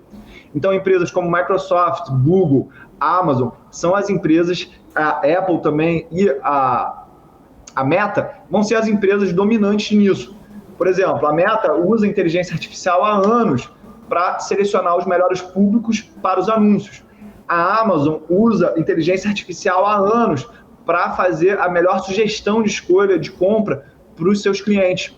Então, a gente tem essas empresas de ponta de tecnologia já tratando disso há muito tempo, só que era numa dinâmica de negócio para negócio. Agora que a inteligência artificial está chegando na ponta final do consumidor e a gente vai ver ainda mais dominância por parte dessas empresas em relação ao mundo dos negócios. Vamos ver então o que vai acontecer, falando de mundo dos negócios e falando também lá dos Estados Unidos. Eu só queria ver se tem mais alguma pergunta. Aqui tem o Helder perguntando para você, Ulisses, o que você achou do número do McDonald's e se o setor está se recuperando bem lá nos Estados Unidos? E aproveito também de te perguntar outra pergunta sobre o setor financeiro nos Estados Unidos. A gente começou o nosso papo falando do setor financeiro.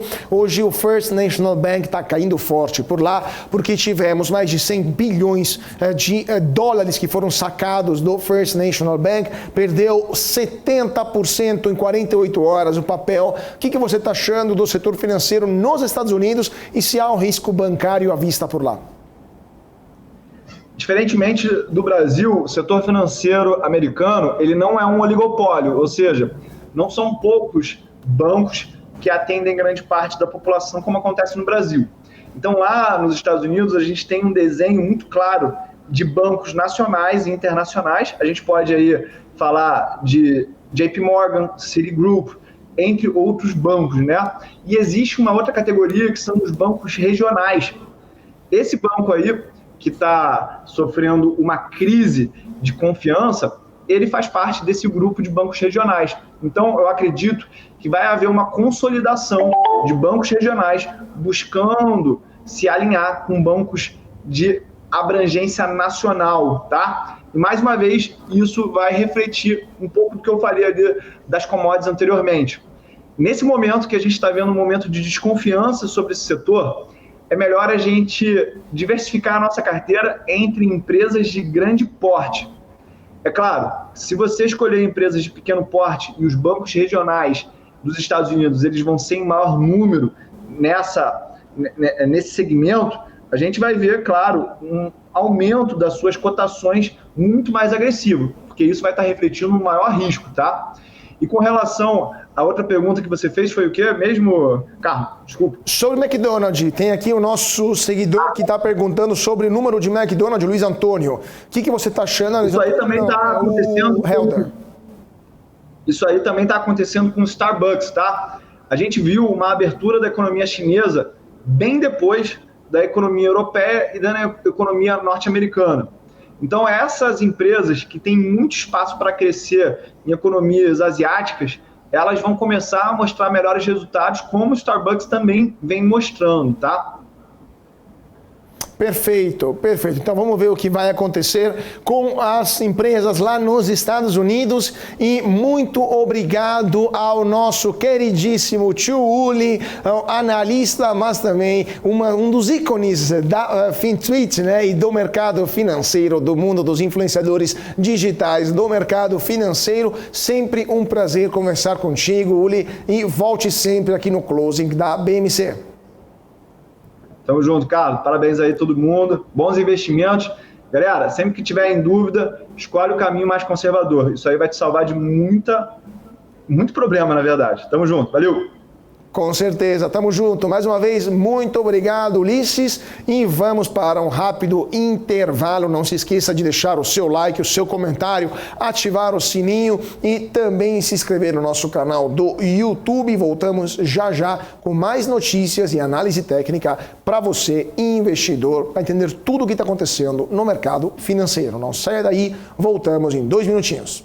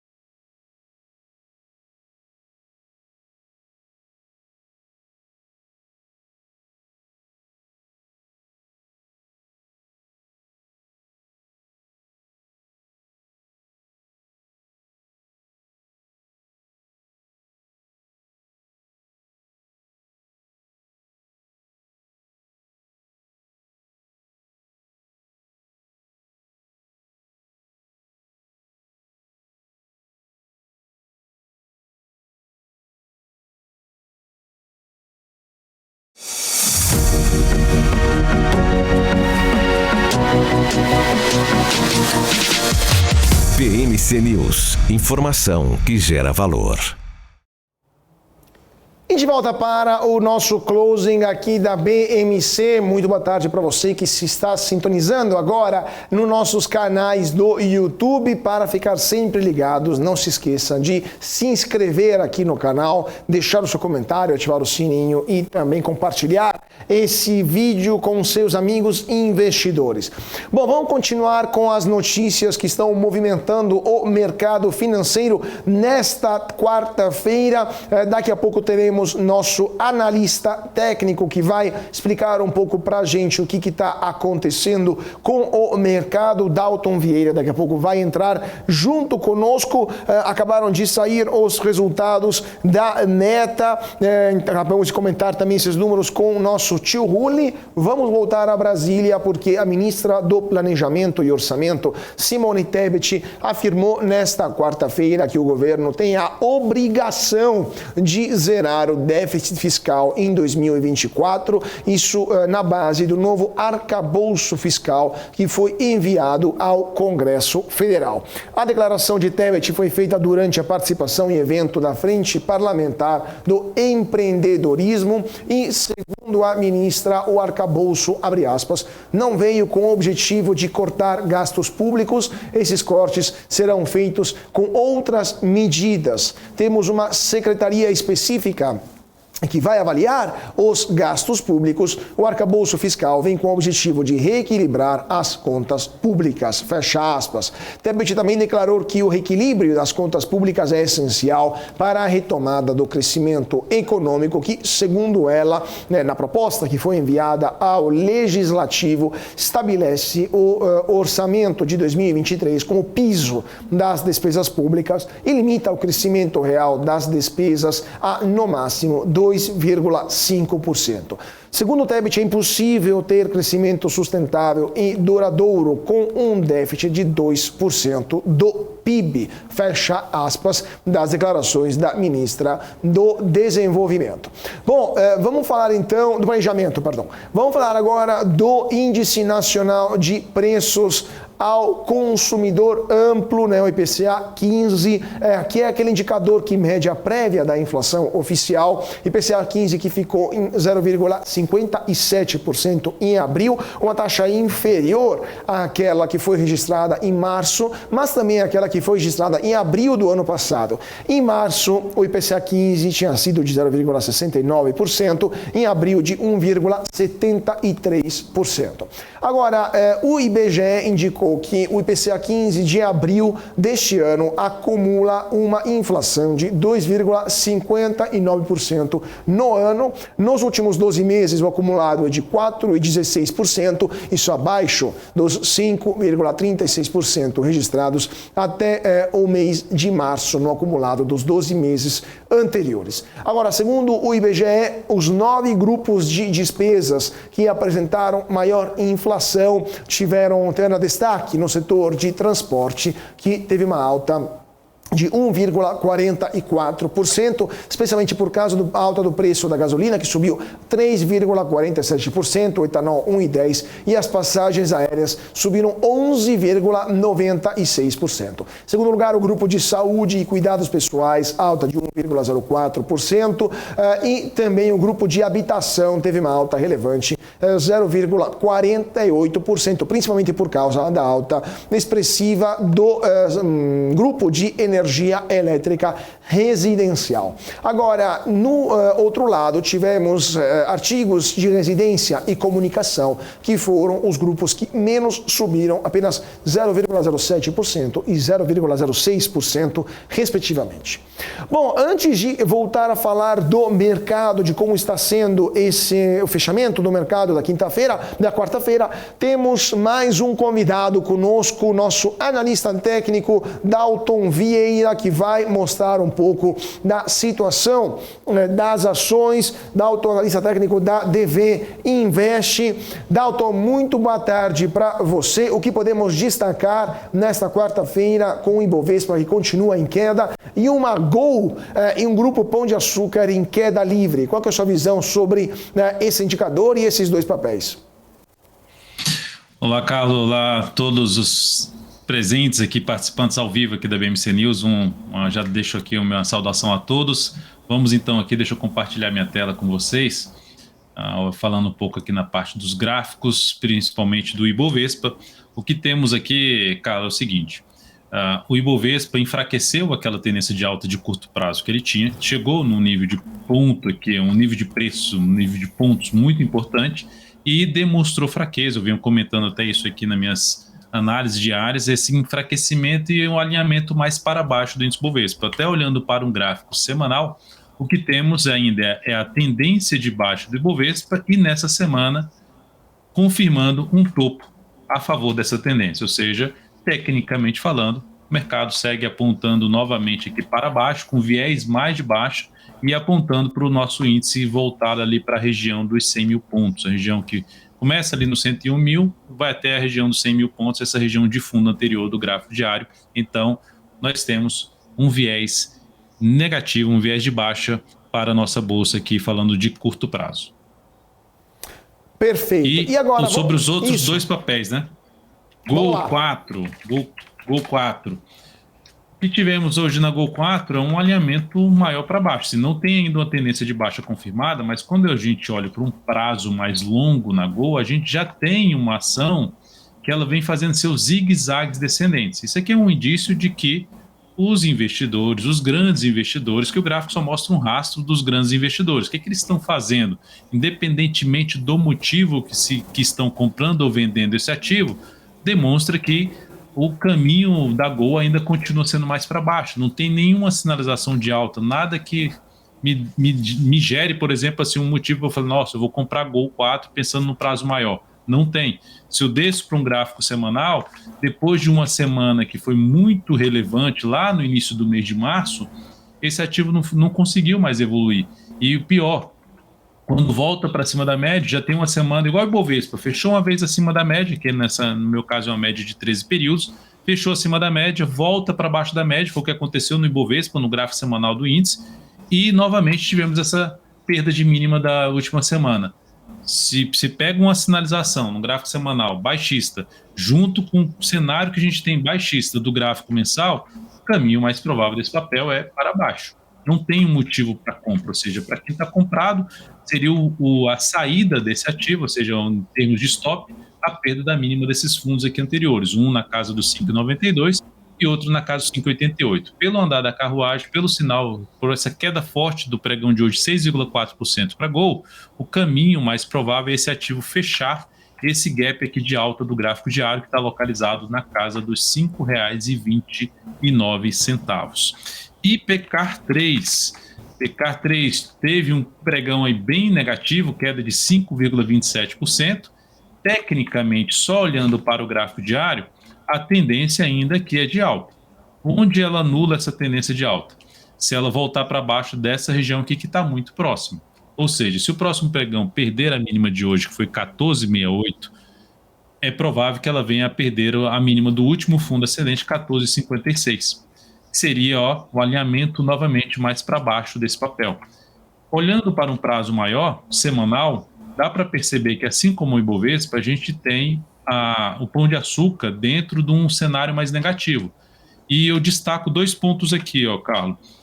Força para cair, ou seja, houve muita pressão vendedora aqui, caiu rápido em poucas semanas. Aqui, ou seja, a gente teve aqui um movimento de baixa basicamente de 7 semanas, e agora a gente tem um movimento de subida de 6 a 7 semanas, que é muito mais fraco do que foi a queda. E onde está batendo é um patamar que aumenta a chance de fazer algo assim para baixo. Então, por exemplo, na próxima semana ou mesmo nessa semana, quebrou a sequência de mínimas ascendentes do gráfico semanal, a chance maior de queda, e o gráfico mensal, pensando no prazo maior, também é outro ativo que não me levaria a buscar entradas nesse momento na compra. Então é um ativo também realmente passa por um desafio maior. Teve alguns momentos aqui de curto prazo, mas esse curto prazo, com o pregão de hoje, e principalmente se quebrar as sequências de mínimas ascendentes do gráfico semanal, seria um motivo de, pelo menos quem está comprado, pular aí fora do papel, quem está pensando em operações mais curtas, principalmente. Perfeito, perfeito. Agora, Nalton, deixa eu ver se tem perguntas ou dúvidas aqui do nosso público sobre as ações. Tem gente querendo saber de Petrobras também. O Marco Aurélio está dizendo que está esperando o Petrobras voltar a R$4 para comprar. Acho meio complicado, né? Mas qual que é a sua visão sobre Petrobras nesse momento? Por outro lado, MRV foi a melhor ação do dia. Qual que é a sua visão sobre esse gigante da construção civil? Tá, então vamos lá começar pela MRV, depois eu falo da PTR4. Começando pela MRV, esse ativo, olhando para um prazo mais longo, que eu costumo sempre dar uma olhada, como é que a gente está num prazo mais longo, né? A tendência é aqui de alta, mas já temos aqui 4 anos negativos para essa ação, e sem nenhuma sinalização para cima. Gerou um sinal realmente muito negativo no ano passado e está confirmando esse sinal negativo. Então, por enquanto não tiver nada aqui relevante, pensando no prazo mais longo, a MRV aponta aí sim para que quem comentou ali, o Marco Aurélio comentou ali sobre o PTR4 a R$4, aqui você pode pensar sim em MRV nos R$4, pensando em um médio para longo prazo. No gráfico mensal, continua também na tendência de baixo, passa por um processo que é natural de se ter uma correção. Quando eu falo que é natural, é só lembrar do gráfico da PK3, o gráfico semanal da PK3, que foi essa queda aqui, o gráfico semanal, que foi essa queda aqui, e esse processo de correção dessa queda. Voltando para o gráfico mensal da MRV3, ela teve uma queda muito forte. O que pode acontecer? Alguns meses um pouco mais laterais, mas ela vai continuar dentro de um contexto mais negativo.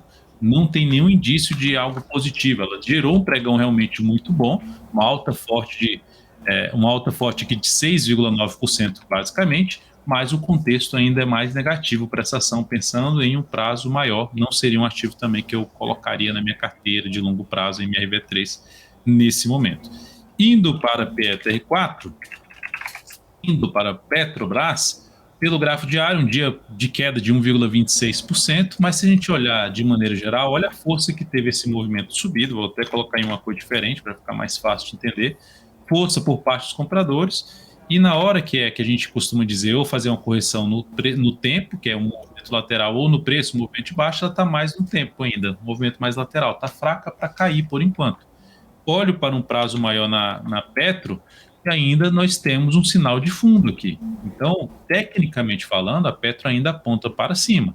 O que começa a mudar esse contexto e trazer uma expectativa mais de baixo nessa ação é a gente olhar para a Petro ela novamente abaixo dos R$22. Enquanto não gerar isso, pensando principalmente de médio para longo prazo, enquanto ela não fizer isso, o cenário ainda continua positivo para a PTR4.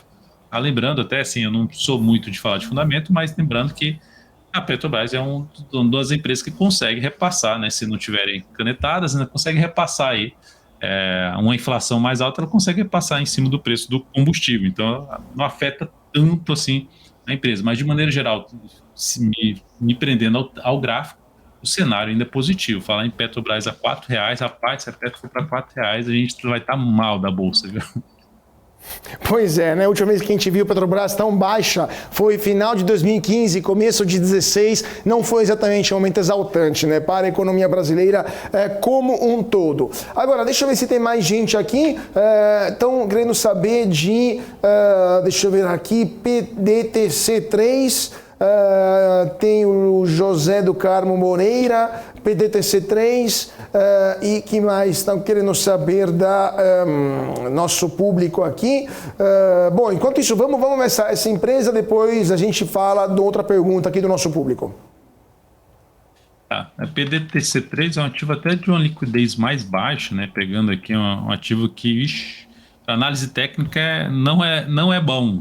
Por quê? Porque é um ativo que gira, Carlos, por volta ali de R$56 mil por dia. Se a gente for comparar com a Petrobras, uma gira em média R$56 mil e a outra aqui, Petrobras, ela gira em média 1,5 bi. Então, ou seja, até um ter um filtro de corte para fazer análise, eu busco ativos sempre que tenha mais de 15 milhões de reais de média diária, né? Mas vamos lá, vamos falar aqui de um prazo maior da PDTC3, que eu nunca tinha visto esse ativo, confesso. Olhando para um prazo aqui, pelo menos mensal, um prazo maior, ela continua dentro de um viés mais de baixo. Porque para o gráfico diário não tem condição de falar de um ativo desse, é um ativo mais fácil de ser manipulado por isso que não é tão interessante para análise técnica quando a liquidez é muito baixa. Mas é um ativo que está dentro de uma tendência de baixa, de prazo mais longo, e em cima de um nível de suporte, que pode sim trazer aqui um repique de alta, mas se for um ativo que estão pensando, se o foco aqui do pedido é pensar em um prazo mais longo nesse papel, eu não seria o ativo que eu colocaria capital, a não ser que seja aquele capital que você fala assim, não, isso aqui eu sei que é um risco muito mais alto, eu coloco pouco dinheiro nesse papel. Perfeito. Então, tem gente perguntando de Copel e de Companhia Brasileira de Alumínio. O que você está achando dessas duas empresas? CPLA6. Vamos lá falar de CPLA6. Eu gosto desse ativo, tá? Inclusive, assim, eu tenho esse ativo na carteira mensal, né, que nesse mês está subindo bem, está subindo aí quase 5% nesse mês, enquanto o Bovespa está aí um pouco acima de 0,5%. Aqui a Copel é um ativo que eu tenho na carteira, ela está gerando um sinal de alta nesse mês. Então, se eu olho para esse sinal de alta, tecnicamente ela está gerando aqui um sinal de alta a favor da sua tendência de alta de médio a longo prazo. Então, não é um ativo que eu vejo assim, esse é um ativo que eu ficaria comprado, ou seja, na carteira, eu continuaria, não vejo motivo de saída dessa ação. Agora, se eu for falar assim, de curto prazo, Carlos, quero comprar esse ativo aqui no curto prazo, assim, aí sim eu aguardo algum recuo aqui do preço, como eu estou desenhando, e uma nova sinalização de alta, e eu entro comprando aí esse papel, pensando em operações mais curtas de 3 a 10 pregões. Então é isso que eu faria para a Copel, mas de maneira geral, médio a longo prazo, ativo bem alinhado para cima, está em tendência de alta pelo gráfico diário, semanal, mensal, enfim, anual, tudo alinhado para cima para a Copel. Já a CBAV, né, CBAV 3, rapaz, essa aqui é feio, né? Assim, só nesse ano aí a ação está caindo aí 55%. Se olharmos por um prazo menor, mensal, lembra o que eu comentei agora há pouco sobre a questão, muita força para cair, mas na hora de subir, cadê a força por parte dos compradores? O que isso aumenta? A chance de queda. E o que nós estamos vendo? A confirmação do que é mais provável acontecer. E até o que está acontecendo ali, que pode acontecer com o PECAR3 pelo gráfico semanal, aquele movimentozinho fraco e depois gera um movimento mais forte para baixo. Não é uma certeza, é probabilidade. Aqui a probabilidade foi confirmada. Não vejo assim, o ativo que Dalton, o que eu faço com esse papel? Estou querendo comprar porque já caiu muito. Eu jamais faço isso. Porque primeiro dá valor ao capital. Se vai tomar esse risco, bota pouco capital, porque você pode se machucar bastante. Procure sempre os ativos que estão mais fortes, porque esse aqui, tendência, zona de baixo, gráfico diário, semanal, mensal, tá tudo alinhado para baixo. Não tem muito ali um piso não, tá na mínima histórica e continua com espaço para queda aí, não tem suporte. Perfeito. Gente, hoje tem mais última pergunta aqui, porque de fato temos a Braskem. Tem o Helder perguntando de Braskem, depois a gente tem que encerrar, porque temos que dar o último giro e o nosso tempo está se esgotando. Então, vamos lá, vamos de pergunta do Helder, Danilo e Dalton, desculpa, e depois a gente encerra. Beleza, então vamos lá, atendendo aí o pedido do Helder, falando sobre Braskem. Prazo um pouco maior de Braskem, negativo, continua negativo. Apesar da tentativa de alta aqui nesse mês, ela, após testar um nível de suporte importante, Helder, aqui na faixa ali dos 17,70, é um ativo que, olhando para um prazo mais longo, não está legal. Aí eu olho para um gráfico semanal, o que aconteceu? Subiu, testou ali a média, que é um ponto de referência, né, em termos de resistência, já gerou um sinal de baixa e ainda confirmou esse sinal de baixa. Então, por enquanto, tá difícil de fazer alguma entrada nesse papel de cara. Quero comprar esse papel para um prazo maior. O que aconteceu aqui ontem? É um grande dia de alta, bate já na média do diário e perde força de novo em cima da média. Então, isso aqui é uma demonstração que, por enquanto, o controle está mais por conta aí dos vendedores. E se eu tivesse comprado nesse ativo, eu fosse arriscar uma compra nele de curto prazo, eu deixaria o stop aqui abaixo dessa mínima desse fundo, ou seja, ali na faixa dos 18,25. Porque o cenário não é mais de tendência de alta pelo gráfico diário. O que ela fez aqui, anulou a tendência dela de alta, esse movimento aqui de baixo. Perfeito, perfeito. Então aqui a resposta para o nosso Helder sobre Braskem. Gente, tem muitas outras perguntas. Aqui tem IRB, tem a Eri, mas a gente vai ter que deixar para amanhã. Mas com certeza o Danilo, quarta-feira que vem está de volta. Então voltem também com suas perguntas aqui para o nosso Danilo Vieira, analista técnico da DV Invest. Muito obrigado, Danilo. Sempre um prazer tê-lo conosco aqui no Closing da BMC. Fala, Carlos. Obrigado. Só corrigindo, é Dalton Vieira. Obrigado pela participação da BMC News. E a todos os presentes aqui, muito obrigado. É um prazer sempre estar aqui com vocês, tá, Carlos? Quarta-feira que vem estaremos de volta. Um grande abraço, bom trabalho a todos.